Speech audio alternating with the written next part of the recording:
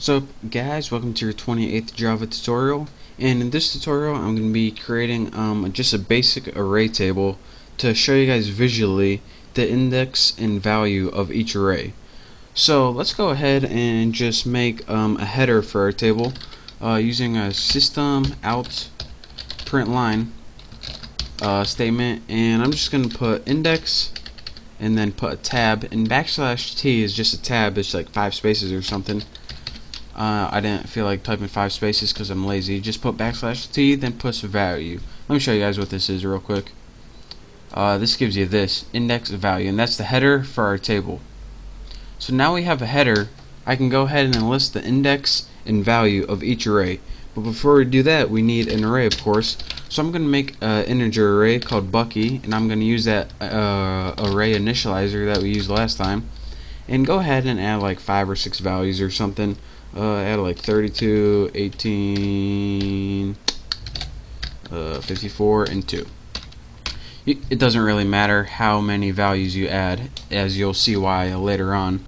But go ahead and make an array and put some values in there. It doesn't really matter what they are or how many you have. Next, let's go ahead and make a for loop to loop through each index of our array. So let's go ahead and press for, and we want it to start. Let's make a counter variable before I keep talking. We want it to start at 0 because our array, our first index of our array is 0. Even though it might have 6 elements in it or 5, the first one is the 0th index. And you'll see why this is later on. And then the next thing you want to do is give it how long do you want to go. Well, as long as it's less than however many are in your array. And this brings me to another point. Every time you make an array, your computer knows how many objects are in that array, and it stores it in something called the name of your array .length. And the only thing that's going to change in this is the first one. Whatever you named your array .length would be in this case 1, 2, 3, 4, 5. So counter is less than 5. But if your array changes, you don't have to change this. So anytime you put your array name .length, that gives you the length of your array. It's built into Java. It's a pretty cool function. And now let's just make it increment by 1. And now that we have our for loop looping through 5 times beginning at 0, we can begin to use this. So let's go ahead and make a print statement. Out print line. Did I type it right? Hopefully. And the first thing we want to output is the counter. And what the counter is going to resemble is our index. It starts at 0 and it goes to 4. 0, 1, 2, 3, 4. And this is going to resemble the index. So this counter has the exact same value as the index. Next, let's go ahead and just put a tab, because I'm too lazy to put a bunch of spaces. And now our last value we want to enter, and this is going to be under the value tab of our table. We want to enter the value of the array. So Bucky, and in here we have the index, which is going to be counter. So let me run this and let me show you guys what this does.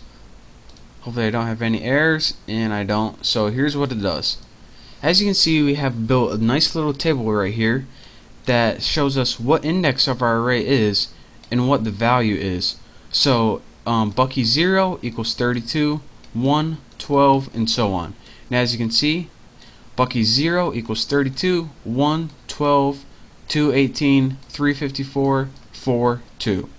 And that's what this table did down here. There you go. Now let me show you guys, or explain to you guys one last time why this works. The first thing we needed to do was create a header. This is just so to make it look pretty much. The next thing we did was create an array initializer, and I taught you guys how to do this in the last tutorial. The next thing we did was make a for loop, and key here is you need it to start at 0, and this is because your first index starts at 0, so that's where we want this to start. As you can see right here, index starts at 0. After that, what you did is enter a maximum for how far you want your counter to go.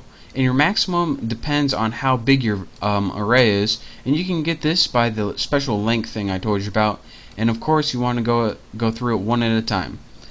After that, you just output it on the screen, counter, which was the index, which was cycled 0 through 4, this thing, which just gave you a bunch of spaces in between, and Bucky, and then the counter inside it, or the subscript inside it. And whenever you did this, it referenced, say you reference Bucky 1, it would give you this value. Bucky 2, this value. Bucky 3, Bucky 4, Bucky 0. So that is how you build a basic table to, it pretty much is just a nice visual so you can see the indexes and values of your arrays. So that's pretty much all that does, and I hope you understood that at least a little bit. So thank you guys for watching. Don't forget to subscribe to my channel, and hopefully I'll see you in the next tutorial.